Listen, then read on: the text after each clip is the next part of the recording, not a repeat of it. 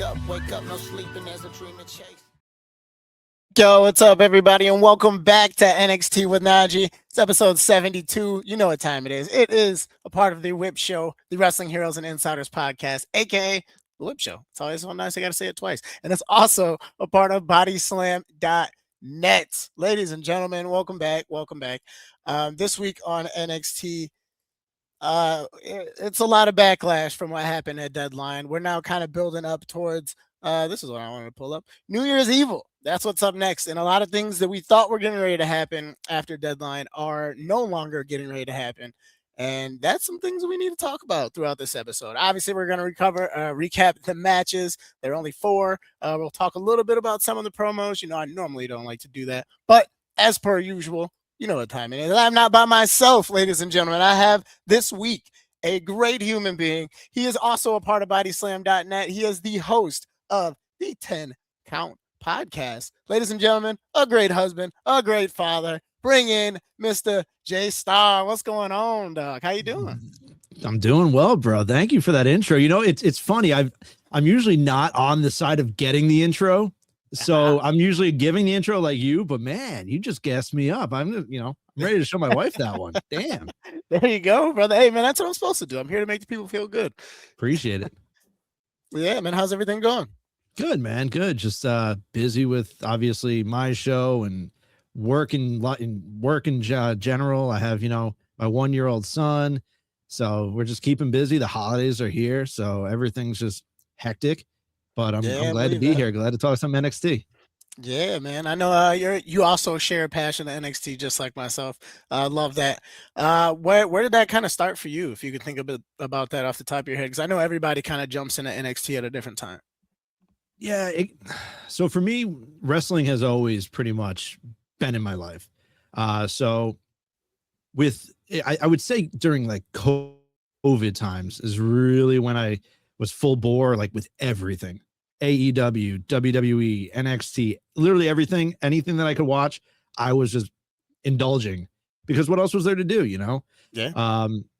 So it was really probably around 2020, 2021 when I really, really got the bug. And then obviously Triple H's Black and Gold, NXT, those pay-per-views, PLEs, whatever you want to call them, they were stealing the show every single time. So that's really when I fell in love with it. That's sick, man. Dude, I love me a good origin story. And we'll get back to that a little bit later. But so now that we're kind of coming off of the end of Deadline, we have Kendall Gray shocking the world by becoming the #1 contender. And we have Javon Evans showing up just like everybody anticipated he would and winning the Iron Survivor. Like I said, I normally don't talk about the whole promo side of the show, but it's kind of hard to ignore what happened this week. Oba comes out, gets to talking. Next thing you know, Javon comes out. Well, I guess Ricky technically comes out first. I can't remember what happened off the top of my head right now. But either way, Javon calls his shot. And because that's right. Sorry, y'all. Ricky basically wants his rematch. Javon comes out and calls a shot. He says, I don't want to wait till New Year's Evil. I want it tonight. Great promos by all 3 of them, by the way. And Oba essentially accepts it. So now the main event out of nowhere is Javon versus Oba for the NXT Championship. How did you feel when you saw that? Did you think that was going to happen? Because I know he kind of made the statement towards Ricky. I didn't know that that's the route we were going for last night. I was happy that we got it. And, it made me believe maybe we will see something crazy at the end of NXT. Maybe we will see that end new for Javon. We have Oba and Cody coming up on Saturday. So that was like the only reason why I didn't think we were going to get the result that some people definitely want for Javon. But all 3 men really, really showed out during that promo. Obviously, Ricky Saints kind of started teasing some sort of stuff right there. We'll get to that in a little bit. Yeah. And, I thought that it was a great intro to the show, and it now you have a main event for the NXT World Title. Yeah, and it's like I said, it caught a lot of people off guard. I think some of us saw it coming, but we just weren't sure if they would actually go that route, because then that opens up a whole window of something that we'll talk about towards the end of the show too. But first, we're gonna go into the first match of the night now. Now that we have made it here, first match of the night, we had Kalani Jordan versus Jordan Grace. This match was good. It was really good. They could have threw this one right on like as a dark match or even like an extra match at the end of the last PLE, and it would have fit right in perfectly. Because damn, this delivered. Yeah, no, they went at it. These two ladies are unbelievable. Jordan, Jordan keeps getting the short end of the stick, man. Kalani obviously coming off, losing the TNA Women's Championship, and now she's kind of in that heel character right now. I love the way she's playing her character, but where does Jordan go from here? That's I think the question that everyone's trying to wonder here. Yeah, and I've been trying to figure that out too, because it almost seems like she's playing a role model role at NXT instead of trying to come in and get all the gold. But it's just weird to see her without gold. But it's like I respect exactly what she's doing, because she keeps working with the younger talent. Like, I feel like she's the reason why Stephanie and Julia felt so comfortable and they got called up. And now she's putting Kalani over, and she's putting all these other young superstars over. And I don't know, maybe that's gonna end up with her getting a very long run with the NXT title, or she just gets called up. Either way, I'm not going to be upset about it. But that was really the question that I had too. Is like, when do they pull the trigger on Jordan? Because Kalani kind of kicked her ass right at the end. Like, I can only say that right at the end. No disrespect. And we just know what Jordan's capable of. So that intrigues me to see how they're going to handle it. Who do you think? When do you think it's going to happen? You think it's going to be like a stand and deliver moment? Do you think they're waiting for Joe to have his moment so it can be her and Joe? I don't know, because even once Jordan was officially an NXT superstar, we all kind of knew, all right, like there was the talks about her contract being, main roster worthy. So everyone kind of thought it was just going to be a small stint, but now here we are, and she's still in NXT. So I just don't know what else there is, unless she takes, the North American title of Blake, but we've had them feud before. And, maybe her, I don't know, JC Jane, maybe she's going for that floating here, and she can do so much up on Raw and SmackDown. So, I mean, whenever it does happen, it's going to be incredible, but it's just like, we said, when is it going to be? Because I really don't know. Yeah. I guess time will tell, and luckily we are patient people and not going to crash out on the internet about it. So there we go. But congratulations to Kalani for getting the win over Jordan. She literally kicked her through a barricade right at the end. That was insane. But congratulations to Kalani. Let's see what happens next. I think Kalani is on her way to an NXT championship very soon. So yeah, we're gonna move on now to technically match number 2. But it didn't happen. So Blake Monroe, put out an open challenge after begging Ava, annoying Ava enough to the point to where Ava said, "Fine, go for it." A quarter of the women's locker room came out, but Thea was really the one that you could tell was gonna take the focus. So Thea hops in, throws her in one of her arm moves. I can't remember it off the top of my head.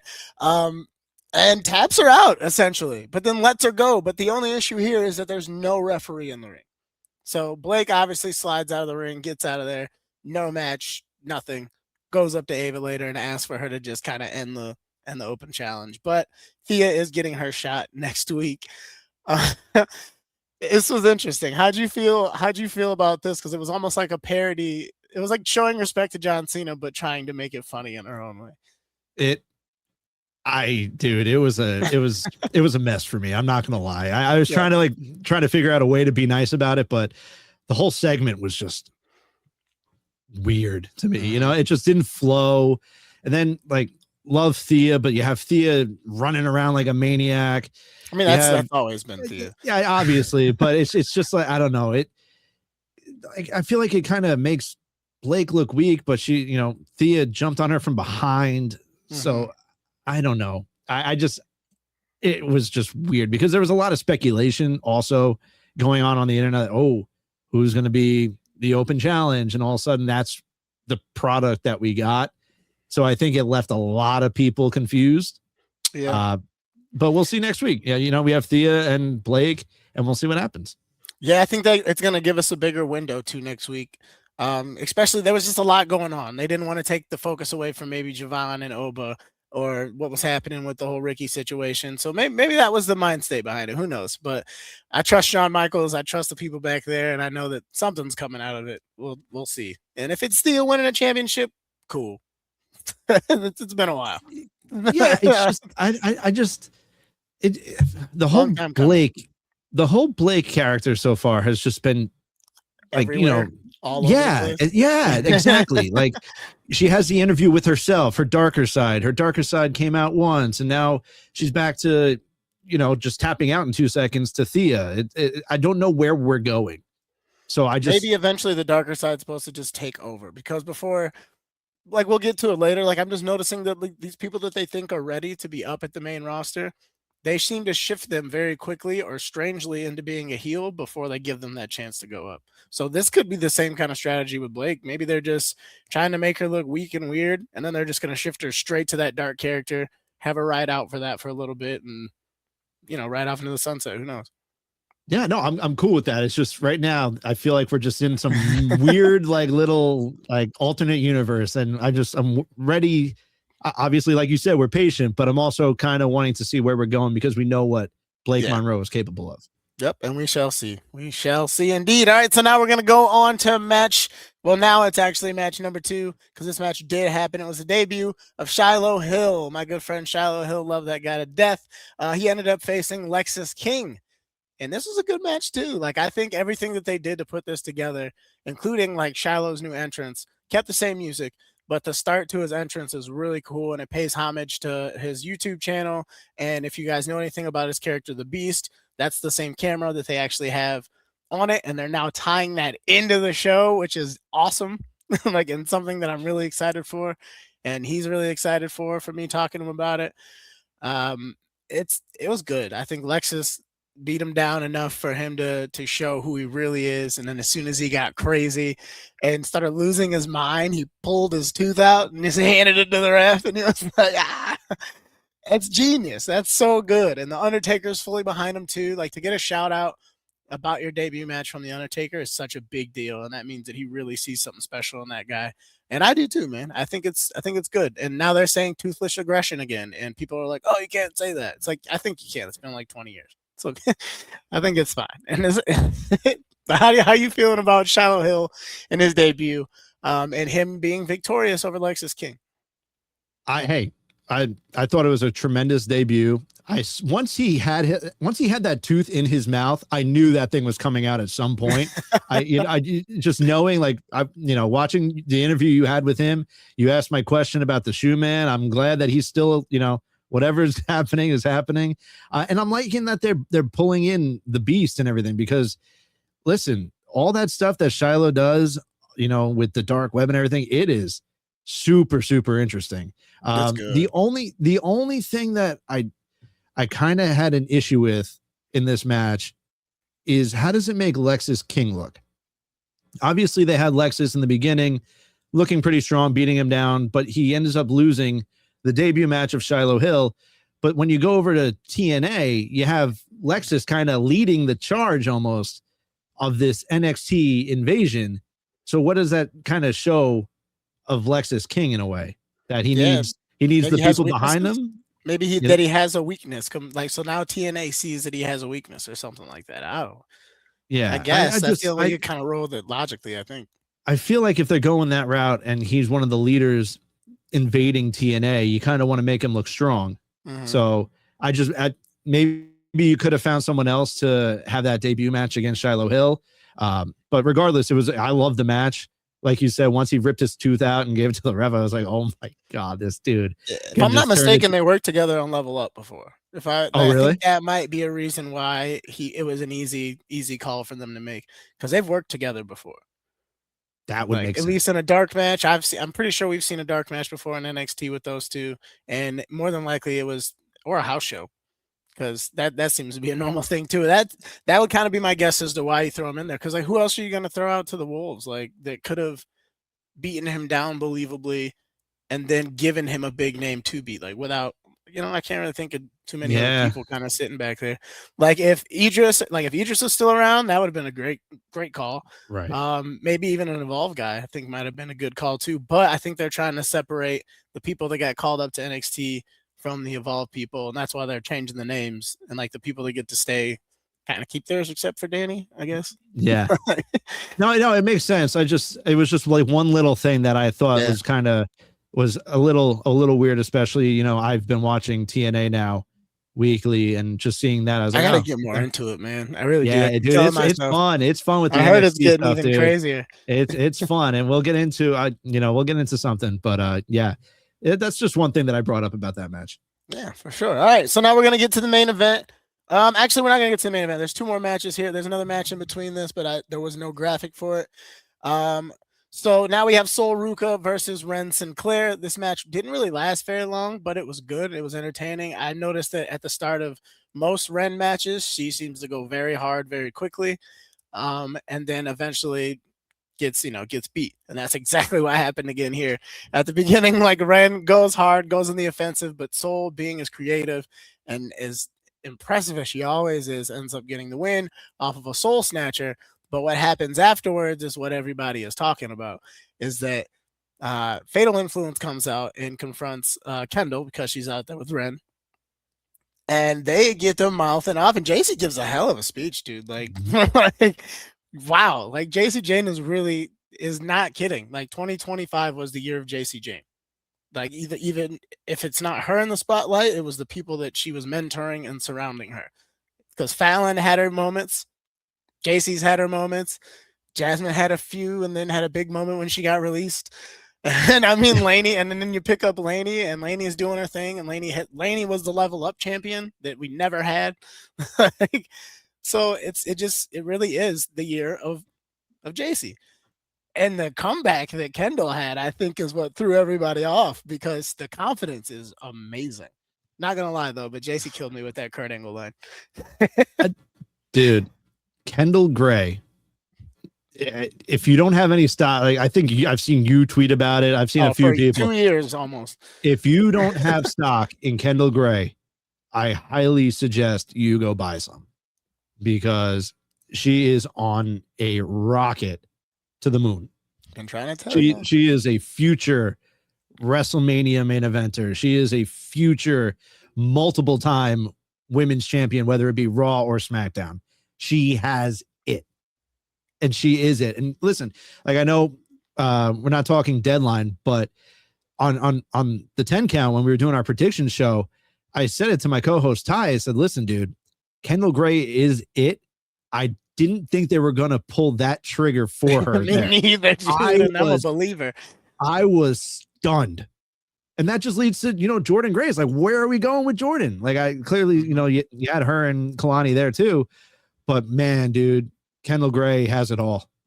Yep. She has it all. And I cannot wait to see the future for Kendall Gray, because my God, it's going to be good. And I almost hope they do it.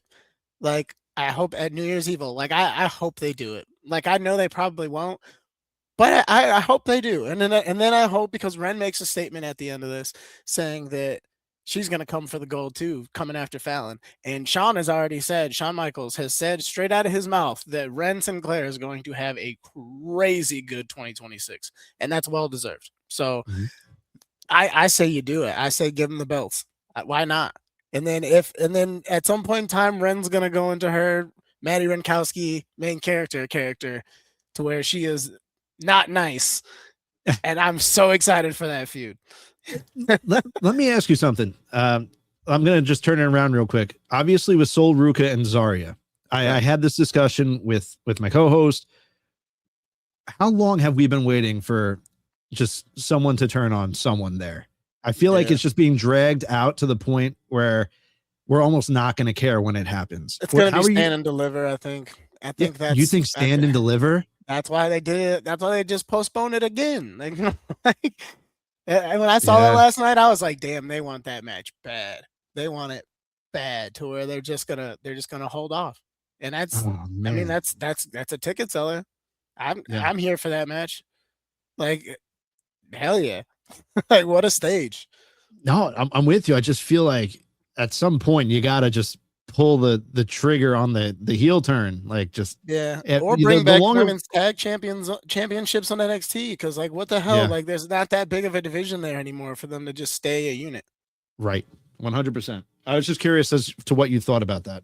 Yeah, but we'll see what happens in New Year's Evil. Maybe Kendall will pull off another, shock the world twice. JC's done it twice, so we'll see. So now we'll go into the main event. The main event is now Javon Evans versus Oba Femi for the NXT Men's Championship. Like we said, it started at the beginning of the night. Very surprising. I'm excited because now they have to have a match essentially. Well, I'll talk about that after the end of the match. But they basically have to find a new number one contender for New Year's Evil, and they also mentioned during this match that whoever won it would be facing Cody. So Oba wasn't a lock.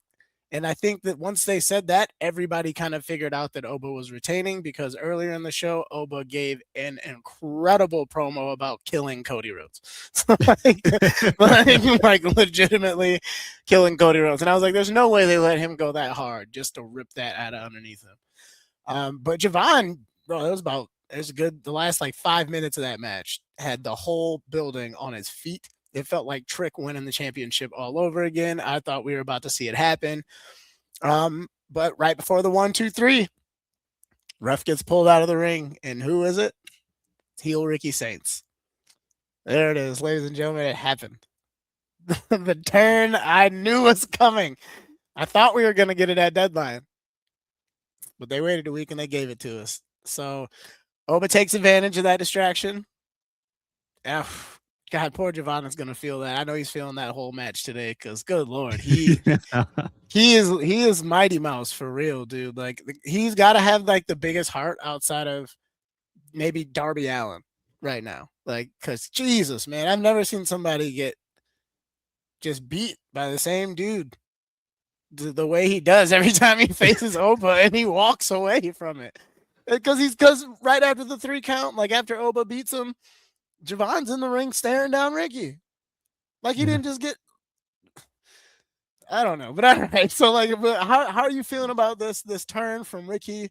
I know we said we've been waiting for somebody to turn heel, but now we've got the turn from Ricky. We all know what that means for NXT. How are you feeling about this now going into New Year's Evil? I'm excited for a heel Ricky Saints. I really am, man. I kind of, like I said, we said earlier in that 3-way promo, you kind of saw once Javon came out while Ricky was talking, like you kind of felt something was going to happen there, kind of teased off there. But yeah, the longer we wait for Javon, the payoff once Javon wins is going to be huge. Yep. And listen, we have Oba versus Cody. And now word has it, Cena's opening up.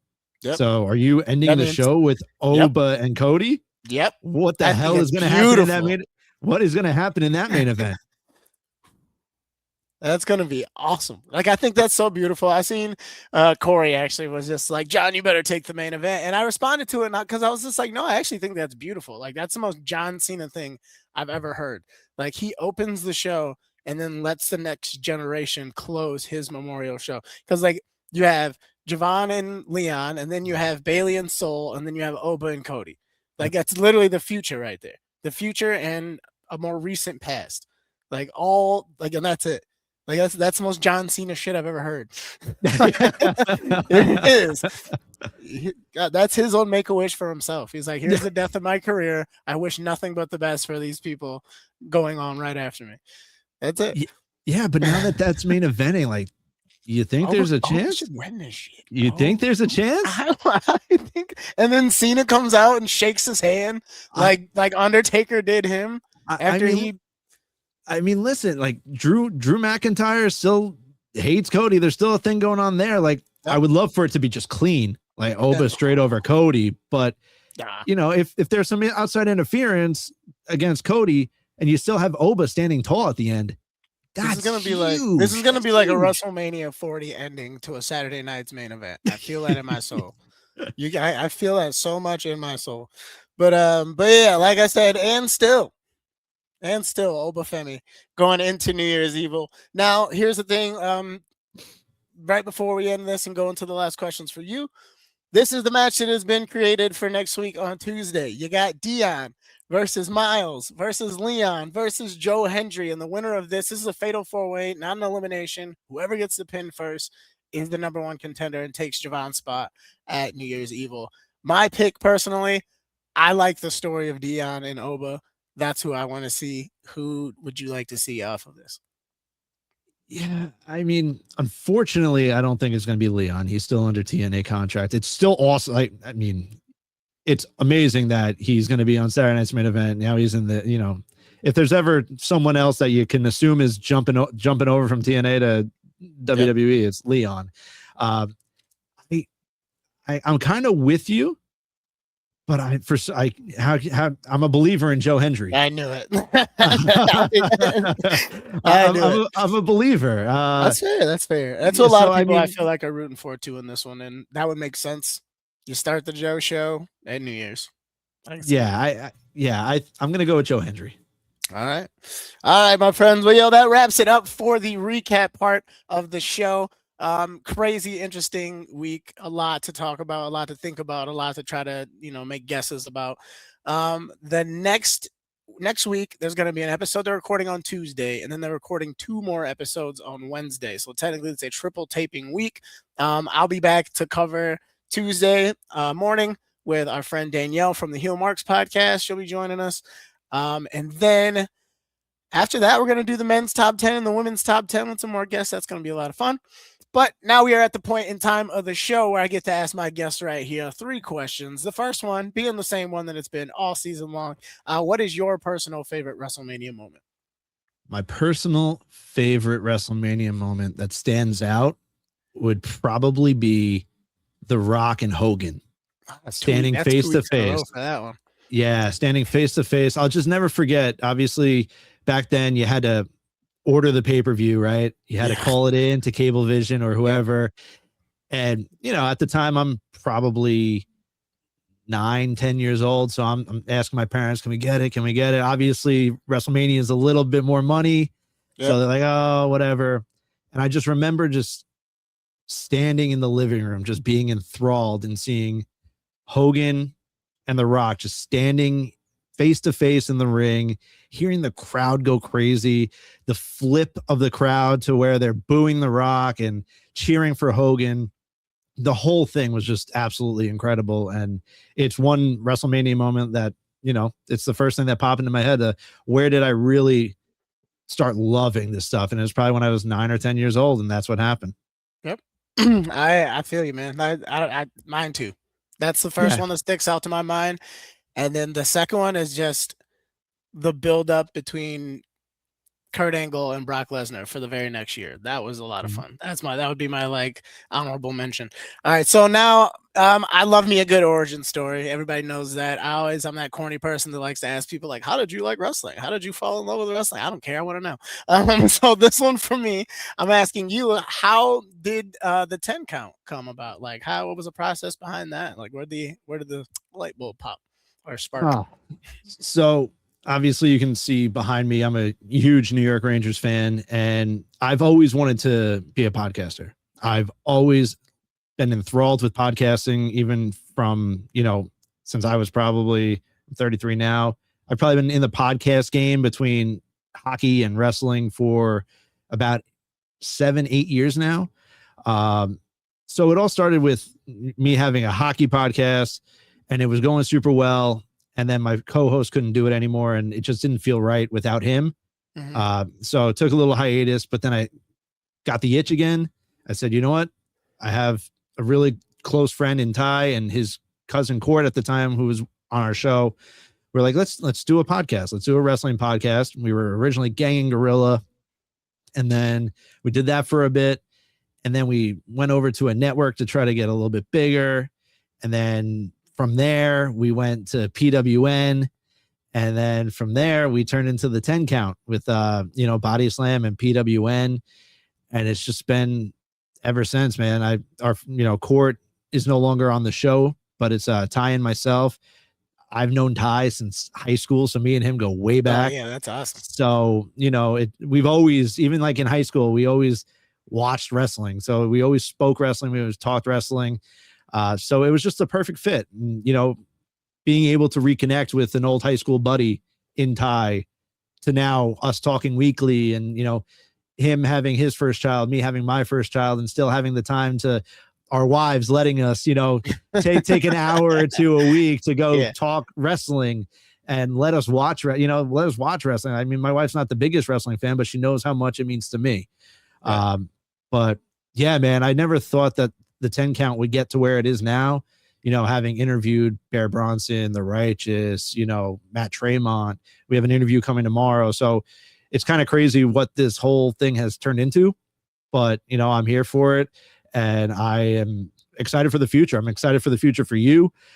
Your show, you crush it. But yeah, man, just love doing it. And it's not like we get paid to do it. We just love to do it because it's what we love to do. I always was told that you need to follow your passion. And I've been doing that. I work 2 jobs. I'm full time, like you said, a dad, a father, husband, but you don't give up on your passions because this is something that I'm truly passionate about and I love doing it. So it's like a little escape, it's a little escape from the real world. Yep. I feel that, man. That's beautiful stuff right there. Thank you. You hear that? Inspirational inspiration from J Starr, JStarInspiration.com. Make that a thing.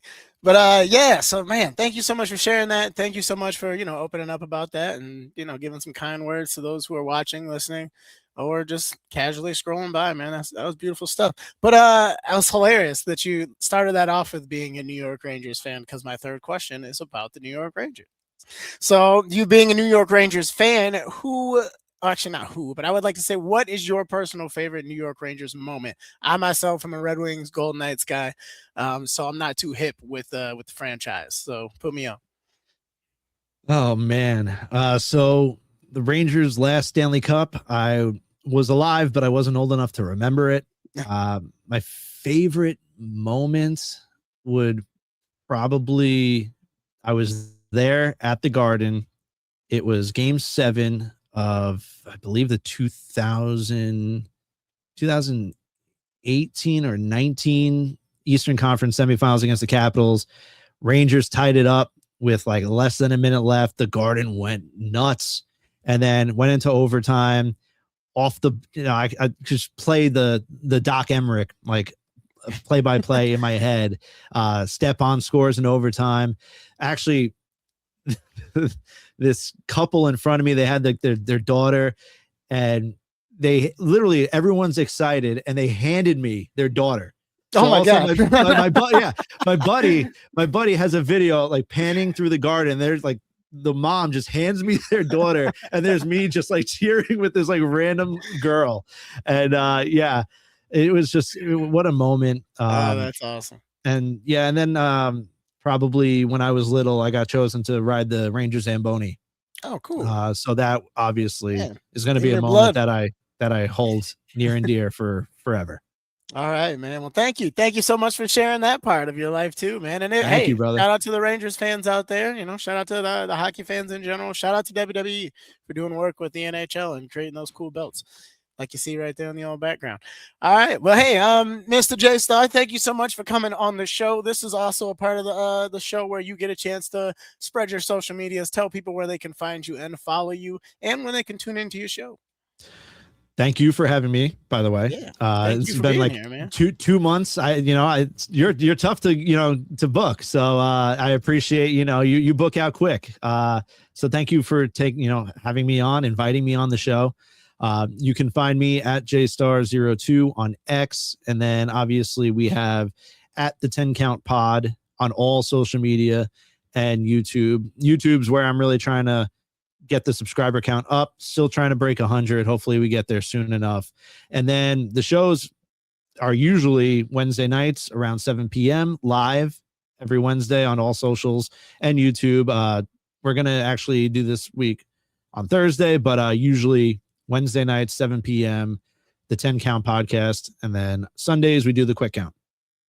All right, man. Well, thank you again for being here and taking some time out of your day and your schedule I know we'll be talking soon, more than likely. You'll probably hop on for New Year's Eve or something like that. We usually try to get on a live stream every once in a blue moon, but thank you again, and until the next time, my friend, I'll see you later. Thank you. All right, man. Thanks. All right, my friends. Well, yo, that was J Starr from the 10 Counts podcast, also a part of bodyslam.net, dude. It's been an absolute pleasure having that man on. We got New Year's Evil right around the corner. I'm excited. The next couple of weeks should be pretty crazy. Like I said, I got the top 10 coming soon for the men and the women's, featuring J Movie Mania and my boy Patrick, who did the top 10 for the women's last year. It's going to be awesome to have him back. But yeah, this has been NXT with NaJee, episode 72, a part of the Whip Show, the Wrestling Heroes and Insiders podcast, aka the Whip Show, and also a part of bodyslam.net.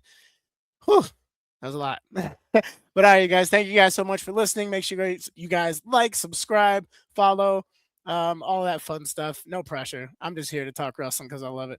I'll talk to you guys. That's great. Life is for the dreamers like me. Journey down the street.